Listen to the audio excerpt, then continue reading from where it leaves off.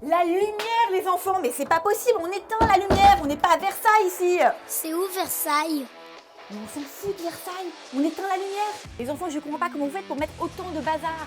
Quand vous avez fini de jouer, vous prenez les jouets, vous prenez la panière et vous mettez les jouets dans la panière. C'est quand même pas compliqué, non? Ah, râler, on aime bien râler. Bah, on n'est pas français pour rien, hein. Et puis on se rassure en se disant que c'est normal de râler, il faut bien qu'on exprime nos sentiments. Tout à fait.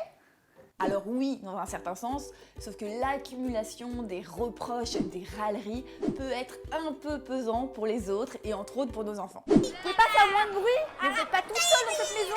C'est pas possible, on croirait des animaux. Tu disais? Je disais qu'on peut parfois dire les choses différemment. Par exemple, Léon, viens voir Loulou. Quand tu sors d'une pièce, est-ce que tu peux penser à éteindre la lumière? Comme ça nous fait des économies et en plus, ça évite de gâcher les ressources de la planète. Ok? Je compte sur toi pour y penser?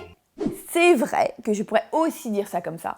Néanmoins, je t'avoue que la situation m'agace légèrement, car je trouve pas ça non plus hyper compliqué d'éteindre une lumière, de ranger ses jouets et de ne pas hurler dans la maison. Exactement. En fait, on est souvent tenté de tomber dans les reproches car on ne comprend pas que l'autre n'arrive pas à faire ce qui nous semble à nous pourtant simple et évident. Mais pour s'être entraîné il y a quelques mois avec un groupe de parents testeurs, sachez qu'on est tous capables de diminuer le nombre de reproches que l'on fait à nos enfants, à notre conjoint, conjointe ou à d'autres personnes. Et de moins râler au quotidien. Eh ben c'est pas de refus parce que je t'avoue que de râler toute la journée, eh ben au final, ça me fatigue. Eh bien, bonne nouvelle, en octobre, on va justement mettre en place des astuces très simples dans notre quotidien pour parvenir à dire les choses simplement plutôt que sous forme de reproches. Ça prend du temps. Comme d'habitude, ça te prendra pas plus de 20 minutes par semaine. Oh bah ça va.